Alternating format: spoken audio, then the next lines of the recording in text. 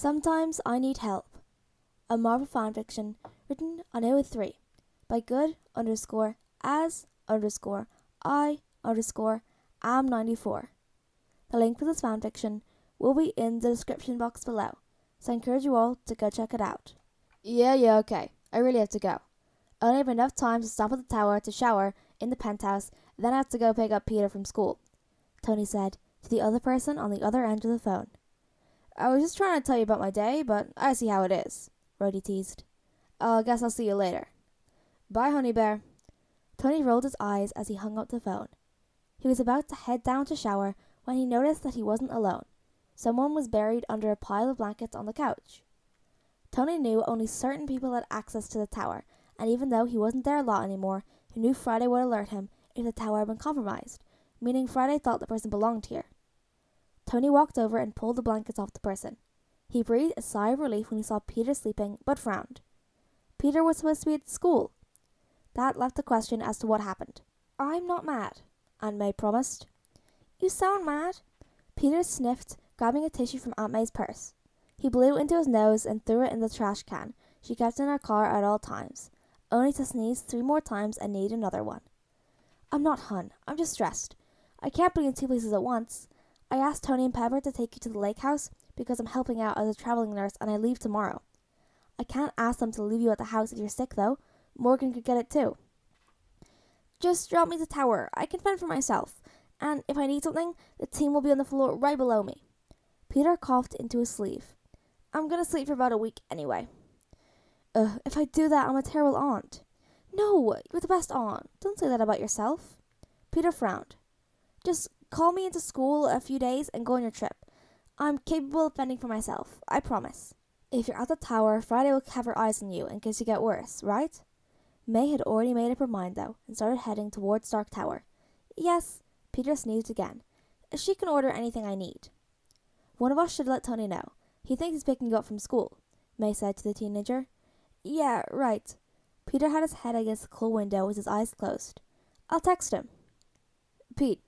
Tony brushed the hair out of his eyes. Peter? Peter's eyes blinked open. Where am I? The tower.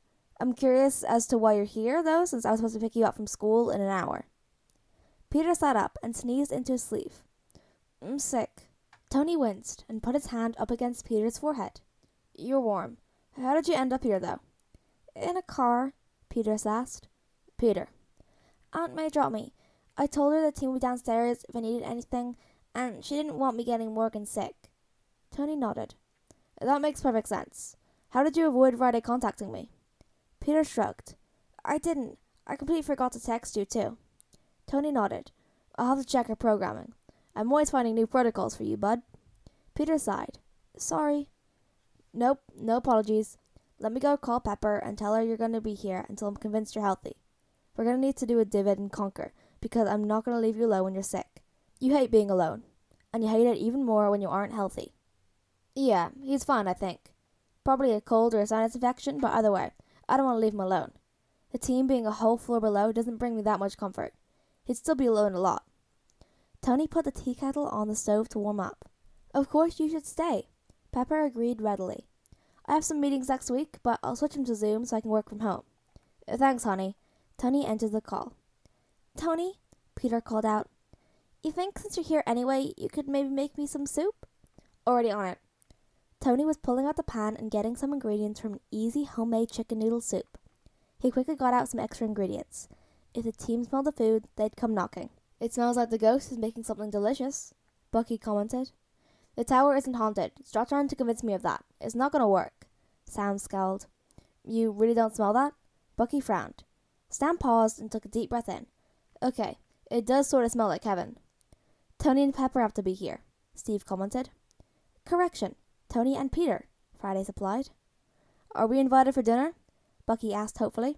No, Friday denied the request. Peter Parker is sick. Tony had told me to warn you to stay away from the penthouse, but he would bring food to you later. Hooray! Bucky grinned. So excited. I just love food. Oh, we know, Natasha laughed. You never stop eating. I feel pretty ashamed right now, Bucky pointed out. And I'm telling Peter when he feels better, and he's not going to like that. Peter coughed into his sleeve and felt tears prick at his eyes when he couldn't catch his breath. Tony. Hey, I'm here. Tony came into the living room and passed Peter a bottle of water. Asthma or cold? I need to know so we can figure out how to treat this. I don't have asthma. Peter wheezed, which made his words lack the conviction they needed. Medbay. Tony stood. Now. But now. Tony was not having his kid stop breathing on his watch. Oh, I'm fine. Peter stood up, wrapping the blanket around his shoulders. He started walking with Tony. Wait! Tony paused and watched Peter grab another blanket and wrap that around himself as well. I'm ready. It's freezing in this building. Peter shivered as he walked towards the elevator. It's hot. Tony rolled his eyes. You're just sick. Is it his asthma then? Tony asked Dr. Cho.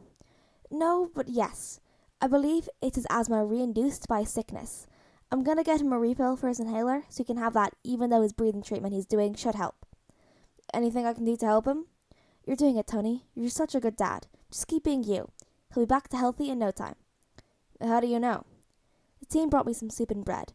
I figure only a highly excellent parent would do that to make their kid feel better. He's not my kid. Are we sure you're a genius? Helen. Tony, Peter called out. The machine is done. Can we go home? I want to lay on the couch under a pile of blankets and watch movies until I'm healthy. You were just about to argue? Dr. Cho teased. Oh, fine. You win this battle. Tony teased as he headed towards Peter. Thanks for helping him. Anytime. We love Peter here. We're always grateful when it's not life-threatening injuries, too. Tony nodded. Same. He thought he was the only one that Peter gave grey hairs from all the narrow misses of death. He supposed his medical team were just as interested in keeping him alive. He'd have to work through all Peter's safety protocols, so he'd end up in the medbay less. Maybe after Peter crashed on his couch. Yeah, that would work.